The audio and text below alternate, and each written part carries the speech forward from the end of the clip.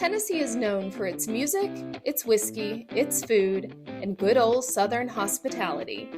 But that's just the beginning. From back roads to main streets, we're digging into the people, places, and moments that shape the state. This is Tennessee Unpacked. All right, welcome to Tennessee Unpacked. I'm one of your hosts, Ryan Fritz, joined today with Lexi. What up, what up? Welcome to the beautiful Mule House in Columbia, Tennessee. As always, we got a special guest. We do. We'll just jump right in, Noah Peters. Good morning, y'all. We're jumping right in literally because the question you get the most is what? Do you cut hair? And in less than an hour, you're cutting hair. Yeah, 30 minutes. I got an appointment. We got to run this thing, y'all. Thanks for having me. Yeah, no, Noah said, thanks for no joining pressure, but, I got to go soon. Yeah, it's been a morning for you, so, yeah. You miss one haircut, it goes all over the internet. Well, thanks for joining us. Obviously, we're going to talk today about your recent move. You're now here in downtown Columbia, Tennessee. That's right.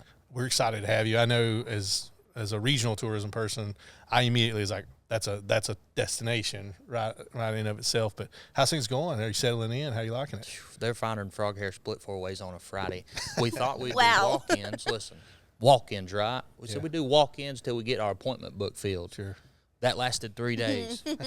So now we're just booked up, blessed. We need another barber. We're hiring a barber. So if y'all know anybody that's a barber and not a cricket farmer or just a singer, contact us because we're firing away right now. Love it. That's an interesting. So obviously, introduce yourself. You're Noah Peters, but you're known as the Singing Barber. You go in, people are going to come in, sit down, get a haircut. Do they have to sing, or can they just listen? Yeah, if they had to sing, I'd be really, really poor.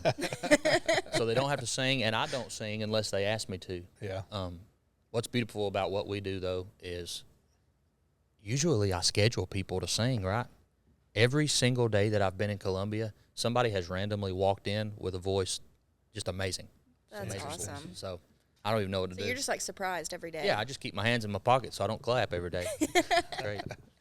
So you schedule people to sing. That's interesting. So you're kind of like a venue manager, a master barber, an entrepreneur, and then you balance that with your music as well. Right. What is that like, scheduling people to come sing? Like how's that conversation go? Yeah, I'm ADHD, and so it's a dream come true. Yeah. I never have anything You're a squirrel. together. Right, yeah. Yeah. So if I'm always just going different avenues, I love just staying really busy. Yeah.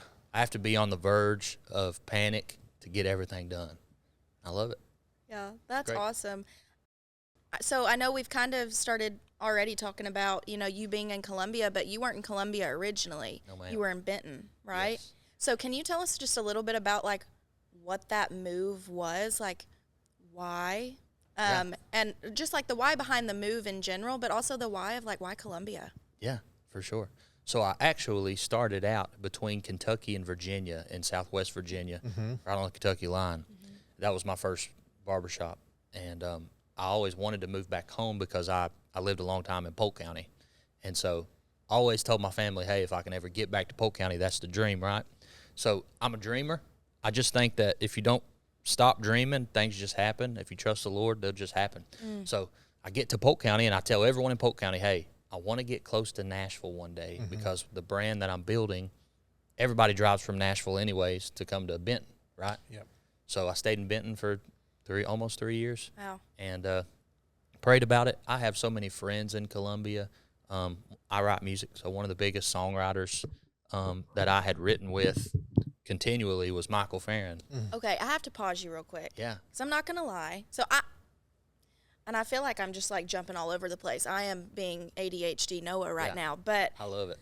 I, in preparation for this episode, I kind of just started doing a little bit of research on you, and obviously knew that you had auditioned for American Idol. Well, yeah. I'm a big American Idol watcher. I watch it. Well, and at the time, I didn't know. I'd maybe seen you on social media, but I didn't really know that much about you. Arrest.org. But I went back and watched your audition. And then I saw Michael Farron over on the side playing guitar, and I was like, oh, my gosh, who would have thought that one day I would not only meet you and get the opportunity to know you, but also know Michael. Yeah. So whenever I was watching that, I was really curious, how did you all meet? Yeah, we have we've pulled a master plan on Columbia. Nobody's even seen it. My manager's name's Michael, too. He's a different Michael. But God has just literally brought us all together like on the same square. And so we're just kind of trusting the Lord that this is what he has for us. Michael and I have written like 30 songs together. Love it. So it's just perfect. Yeah. Oddly enough, I've followed you for several years now. I follow Justin Danger too, and like, I'm sorry. yeah, and like, so there's that little group of, I mean, I would put you in that group of just, really interesting friends. Like y'all have all kind of come together, and so I knew you're obviously an active musician and you're writing, and so you were literally commuting back and forth from Nashville to Benton. For a little while, it was every week. Yeah, wow. Yeah, and so my Benton people, I mean, okay, listen, Benton, Tennessee is about the size of this room, right? Yeah, You fit everybody in Benton in this room. yeah, And so when I left, it really hurt yeah. because sure. I was the only barber in the county. Yeah. So, We had Yeah, one of those. They felt it. Yeah, we yeah, they We were had- upset.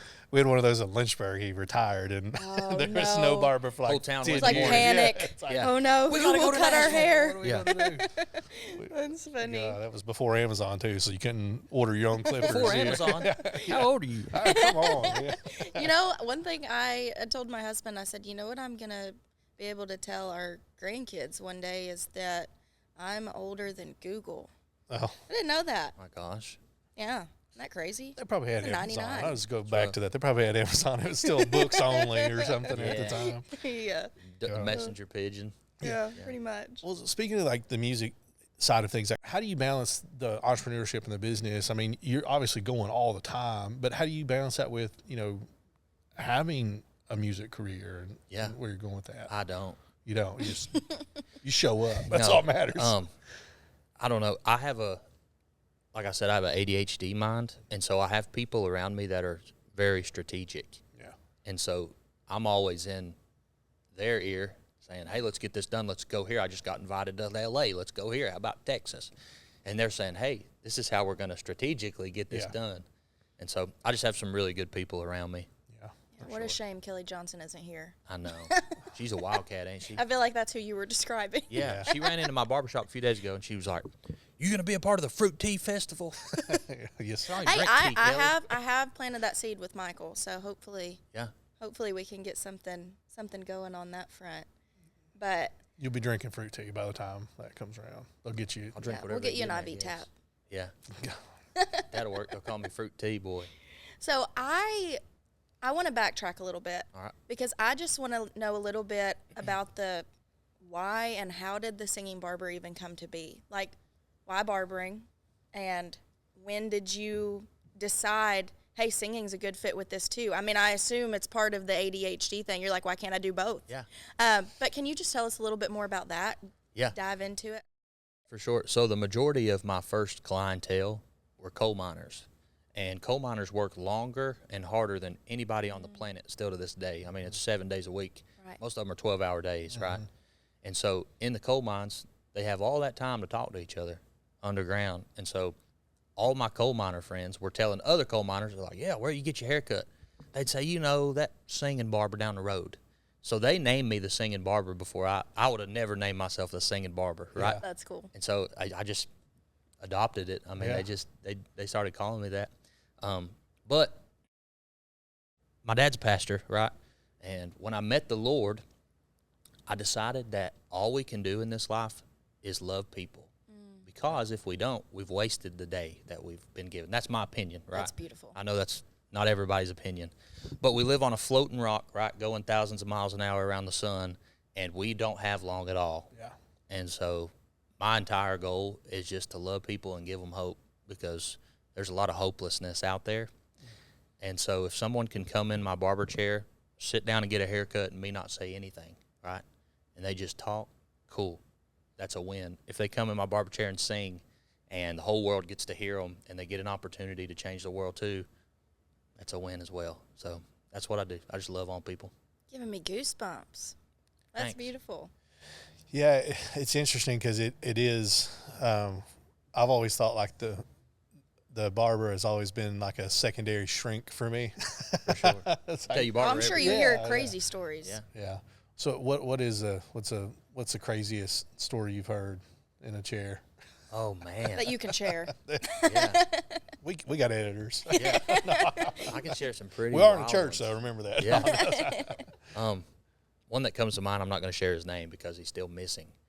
I cut this man's hair. He was walking down the street in Virginia.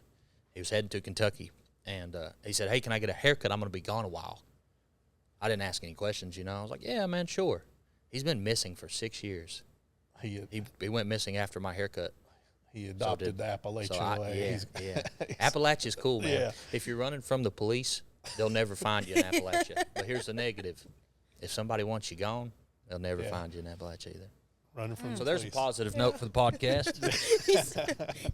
Yeah, time to transition. Yeah. Well, speaking of Appalachian, what about, so where does your music inspiration come from? So we talked a little bit about your barber, obviously the church, but I mean, I know you're a big fan, like Chris Stapleton. Y'all are from Same area, Yeah. right? Yeah. So where did your music inspiration first start come from? Where did your Yeah. pattern So start it was from? bluegrass. First thing ever. I'm originally from Kentucky. Mm-hmm. Grew up in the mountains of Kentucky before I moved to Tennessee and Virginia. I say I lived a lot of places because my dad's a pastor. He's a Baptist pastor, but he's not a good one because we moved every 2 years. So I've Does lived. he have ADHD too? Oh, for sure. And I've lived all over the country, right?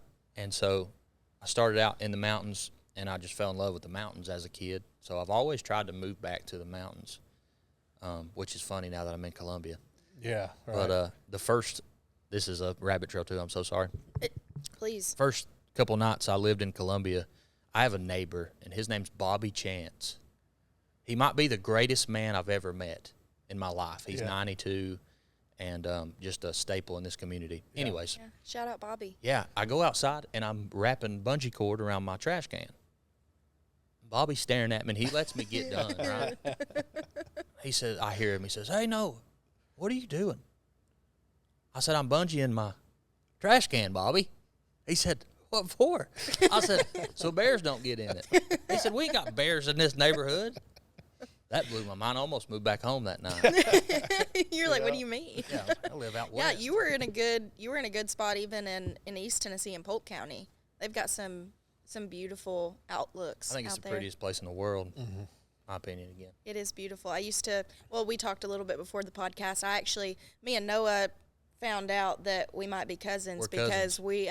I lived in Bradley County and he was in Polk County. We went to high school in the same town, so I used to go to Polk County all the time just to go. Me and Holland, actually, shout Yeah. out Holland. We used to go and just go to the Outlook in Polk County all the time. That's so insane. I know. How small of a world do we live Small floating rock. in? You and my wife would be friends then.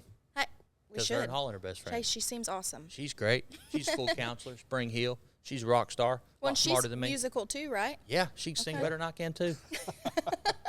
Marrying up. That's what you're supposed to do. Dude, I did. I That's did. what you're supposed She got glasses for the first time. Hey, she's like one of. I mean, Ryan, number one, you can pull off the glasses. So I don't want you to take any offense. Right. But I was gonna say, like, she looks adorable in glasses. Thank I you. have to say, like, every time I've seen pictures of her, like, if I could be someone and be able to pull off glasses, it would be her. Yeah, she's hot. But when she got glasses, I panicked because I was like, she hasn't seen who I really am.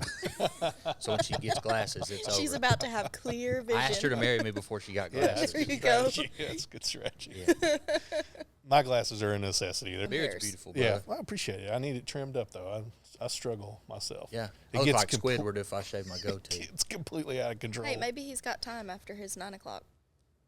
Well, you said it was booked out for a while. Like, so I am interested. Like, what if somebody wants to come hang out and get a haircut? Like, they go to the website. I mean, it's a traditional barbershop, but it's not traditional. I mean, what's your wait time to get in? Because you got to start Man, scheduling those haircuts out. It's really interesting. We book out every day, but I have millions of followers. Mm-hmm. Not saying that arrogantly. I'm saying that that's a bad thing for booking because someone from Arizona will be like, "Yeah, I'm going to take my kids and we're going to head out there." Yeah. Then they cancel. Yeah. Right? So I would rather local people book because even if I'm booked out, they can probably get in that day or the next day because of cancellations because someone from Uruguay yeah, yeah. made a appointment. So So what you're saying is keep an eye out. You might have a last minute cancellation absolutely, and and if get you in. call, listen, I'll fit you in somewhere.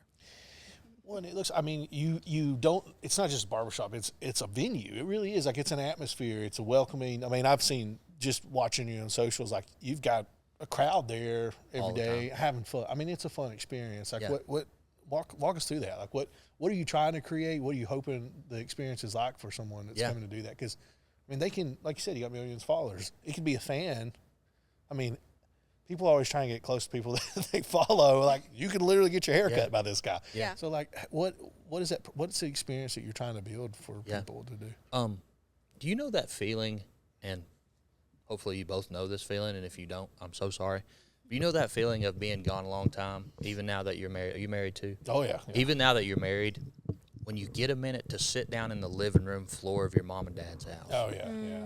You know that feeling? Yeah. When you're like, okay, I don't have to be anybody here. I don't have to entertain anybody here. Yeah. Pressure. Yeah, It's gone. that's what I want in my barbershop. Yeah. I want you to be able to come in. If you need to stay all day, I might complain, but stay all day. You know what I'm saying? Don't worry about my complaint. And so that's the feel of the barbershop. Just come in and be you and not have any pressure.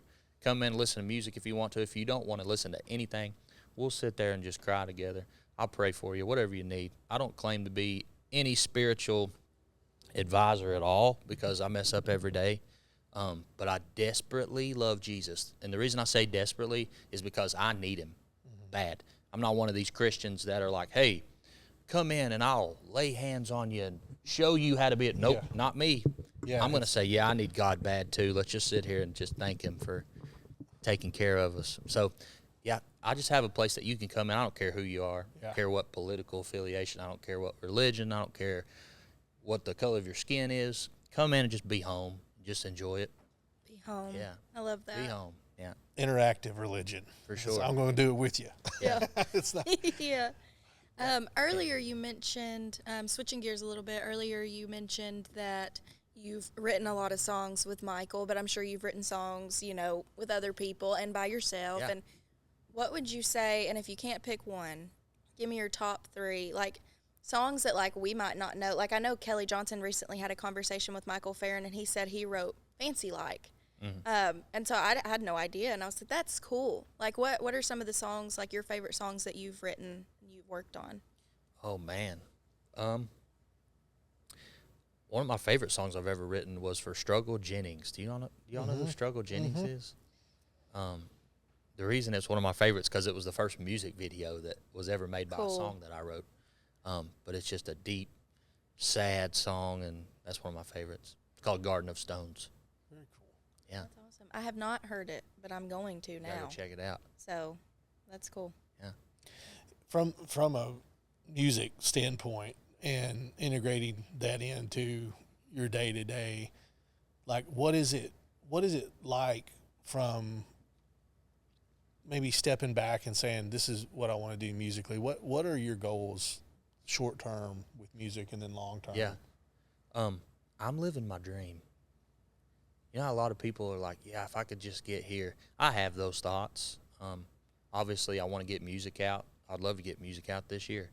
But I'm living my dream. Yeah. I married the love of my life. I have my dream barbershop in Columbia. And so, you ever heard the saying, if it ain't broke, don't fix it? Yeah. I just want to expand my brand of what I'm doing. In my head, I would love to have 15 barbershops. I would love to have 3 albums out. And that's probably going to happen. But I'm so content right now with who I am and what I'm doing. That's awesome because I recently saw a video where it said, people who are constantly saying, if I could get here, and then they get there. And they say, okay, well, if I can just get here. It's that you're constantly chasing happiness and not soaking in the happiness that you have in the moment. Right. So that With outlook is incredible. With ADHD, too, I feel like that all the time. So I have to remind myself. Yeah. But every night I go to bed, I always say this, and 8 out of 10 times I'm disappointed. But I always say this, if this was the last time, this was the last day, am I good with how today went? But the next morning it makes me think, well, let's make this a good day. Yeah. Because don't let one bad day yesterday screw up your whole week, because that happens a lot to me. I've had to train myself on that recently, I will say. I've had to, because I have an 8-month-old daughter, And I have to tell myself, one bad night does not mean a week of bad nights. That's right. So that's where I've kind of trained myself in kind of in a funny spin off of that you were saying. But I've had to tell myself, okay, it's a new day. It's not going to happen again. I have 5 boys, so I understand that. You got a basketball team. Yeah. Kept trying to have a girl, just never worked out. Didn't stick. But I've been around long enough to know that one bad night doesn't constitute a bad week, but bad weeks do happen. Sometimes do. you Yeah. can just Might have a bad keep month. on going. Yeah, especially when they're sick. Lord have mercy. Yeah. My first wife's in heaven now, but she would always say it's a bad day, not a bad life. Yeah. So I've tried to live by that too. That's awesome. I think one of the things that fascinates me about what you do is that it's a very organic platform. It really is. Like I think a lot of people, especially when they're trying to break into an industry or whatever, there's an intimidation factor. There's this big thing that's bigger than them. And like you literally have created a platform, not only for yourself, but for other people. I mean, people have literally launched their musical aspirations in your chair. Yeah. Like how does that feel to see that and follow those folks and say, It's addictive. yeah, I get imagine. addicted to just helping people. Yeah. Because I think that's the greatest gift in life is to give. I have a friend named, he's passed on now, but he was a doctor. His name's Finley Barrett. And he told me, he said, the greatest day of my life was when I gave everything away. And that's hard to do, especially for people that are chasing the dream of being monetarily successful. Start giving it away and see how you feel. Yeah, and Great gift. And that's exactly what I mean. It's like you've built this platform that, you know, people are out there hustling right now to build that platform for either their monetary reasons or their egotistical reasons, whatever that may be. But you literally turn right around. Not only do you say, like, grow with me, like you bring people along with you, but then you just offer up your platform for other people to kind of follow their dreams. And I think that was when we first heard that you were coming to town, like that, I was excited because of that. Like that was, again, following you for several years now. It's like, I knew that was an element that was going to come to Columbia and to the region as a whole, because I do think it's, you know, I don't mean to put you in a tourism box, but if you're watching, you know, the whole idea of this is to get people to come and be interested and explore. And you're a perfect example of this unique experience that you literally cannot get anywhere else. This is it. This is how it works here. And maybe there's the 15 barbershops one day, but you're going to be in one of them, you know, right? So I just think that's admirable. But also from a tourism standpoint, like, I think this is interesting because now you guys this isn't a traditional attraction per se. You have this opportunity for people to literally be invested into an experience that you can't get anywhere else. And I think that's the exciting part for me of having you here. So Can I add to that? yeah, absolutely. The square in Columbia might be the only place I've ever lived or experienced that they literally, like, you know how people are like, oh, we're a community. No, they're a community. Like, every single business owner on the square has came and introduced themselves, welcomed me to the town. Like, every one of them brought me something. You know what I'm saying? And so, in my opinion, I think we have the best town square in the country. It's amazing. Amen. Yeah. It's a good one. I have my biases. Ryan right? said, Yeah, no. bite your tongue. Well, I mean, I got 13 counties. I got, you know, it's one of 13 amazing. Yeah. No, it really is. And I think what's interesting about it is, like, you know, they say if you build it, they'll come. That's not necessarily true. It's always about culture. Yeah. And I think down here, one of the things that was laid early for Columbia, and this is pure observational, but like there's a great culture downtown, and you just spoke to it, and that makes people like you, and there's others that are coming to this area that want to be a part of that. So I think you guys are doing a good job with that. Thanks. Well, I think one thing that, I mean, I was excited regardless whenever I found out that you were opening the barbershop on the square, but our team has recently really been trying to dive into the music that is here in Columbia. And, I mean, you've got the Mule House, you've got the Bourbon Gospel with Michael Farron. I mean, even Whiskey Alley, you've got Damian Boggs, who is an incredible musician. I mean, it's everywhere. And so we were really starting to dive into that and to really start sharing it with people. And then it was announced that you were opening the barbershop, and it just spoke to that of like, it's here. And it's something that is intertwined in Columbia. And so I was even more pumped that I didn't think it was possible that you were opening your barbershop on the square. So we're pumped to have you. Glad you're here. And how cool is it to now, whenever I'm building itineraries for people, I can say, okay, and then you're going to come here and get your hair cut. So don't get your hair cut before you come. That's right. Like, it's such a unique thing to add. I was thinking about the next media tour is going to be fun to sit through. Go get your hair cut. Yeah. So you got to go cut some hair in just a few minutes. I want to kind of wrap it down, but you're all about giving back to anybody, to other people. Like, what advice would you give people, music or entrepreneurs? Like, what advice would you give them as far as starting out? And hold on beyond your nervous system. The reason most people quit is because their nervous system, because they get to Nashville, and they try so hard for so long, and they get burnt out mentally, physically. I really feel like if you can hold on beyond your capabilities, trust the Lord, you can make it. And it's America, y'all. You can do anything. I really still believe that. Like, that's, and please stop me if I'm not supposed to say this, but in the USA, you can do whatever you want to be or do. I'm living proof of it. When you talk about oppression, there's no place in the country that's more oppressed than Appalachia, I promise. Yeah. They're still really poor, and they don't have they don't have good medical attention at all. And so as a kid that came from nothing, you can do anything here. You just got to do it. Yeah. And, that's about it. Well, I do have one final question, if that's okay, Ryan. Oh, yeah. One that's kind of fun, kind of curious. Your show. But you get one thing that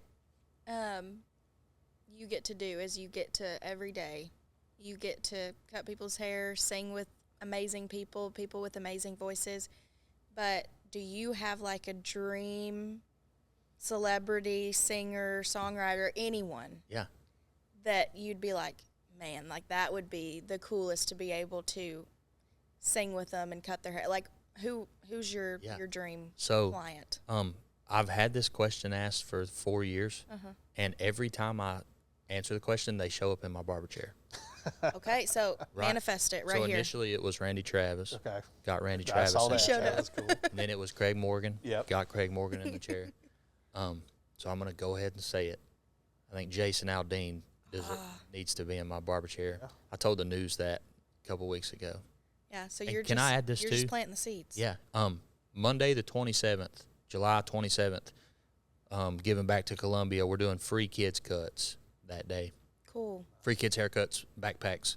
Love it. Cool. At the barbershop. Oh, yeah. That's cool. So. Heck yeah. But yeah, awesome. Probably Jason Aldean. I would say Luke Bryan, but he eliminated me on American Idol, and so he can kick rocks. And if he sees this, A little beef Luke, there. you can kick rocks, dog. Yeah. No, he's awesome. Yeah. You got the golden ticket hanging up in the. I don't, but I have it. I need to hang it up, Michael. Yeah, you need. Anyway. Yeah. That would be a cool art piece. I mean, selfishly, like, I've watched American Idol for a long time. I would love to see one in person. Yeah. So it's in the back of my truck. I should have brought it in. Well, I'll just head out there with you before you leave. I love my wanna see manager, it. Michael Houlihan, because I only blame things on him that completely he has nothing to do with. I'm like, Michael, what are we doing? And he's like, that's your fault. Yeah. I'm taking notes. Yeah. I'm learning about this right now. Yeah. It's like your imaginary person that you blame stuff on, but he's not imaginary. But he exists. Yeah. And he just takes it. He's like, yeah, well. Awesome. Part of the job. So people want to jump on board and follow you along and follow your career, music, Barbara. What's the best way for them to? Yeah, I'm the Singing Barber on all platforms, and if you can't find my page, there's 18 million fake profiles of me. Yes. So just follow any of them. They'll message you and ask you how you're doing and your grandma, whatever. No, I'm the Singing Barber on all platforms. I'm not going to message you. I'm not going to reach out to you at all. And so if you follow me and I don't do that, you're following the right one. And, you can just listen to music every day. That is cool. Yeah, awesome. Get a haircut. Very cool. I got to go cut hair right now. Yeah, you do. Noah, thanks for being with us, man. It's been great. We're going to do this again. Welcome to Columbia. Welcome to Middle Tennessee. And we'll go float to Ocoee sometime too. Let's do it. Heck yeah. Let's do it. Some whitewater rafting. So nice to hang out with you all finally. Heck yeah. I already know you, but so good Yeah, to hang out we're with basically related. Yeah. So. I'm telling everybody we're cousins. Yeah. Y'all that's didn't know fine. you were best friends. And I'm until from today. Kentucky, so we could be anything. That's You could be my aunt, whatever. I have lineage in West Virginia, so that's sorry. you know, yeah, I know. Me That too. explains the beard. Me too. My husband does too. It's a constant joke in our household. Very cool. We've been unpacking it with Noah Peters here on Tennessee Unpacked. Thanks for joining us. Thanks to Spread the Positive for chopping this up and making everybody look beautiful except me in the episodes that I'm on. Also, thank you to the Mule House and everything they do here. Obviously, go to themulehouse.com to see what kind of shows they got coming up. Got some really cool ones coming up right now. So make sure you do that and join us next time on Tennessee Unpacked. Thank you. Thank you for tuning into the Tennessee Unpacked podcast. Be sure to like, share, follow, and subscribe. And be sure to leave us a 5-star review. Until next time, we'll see you on the next one.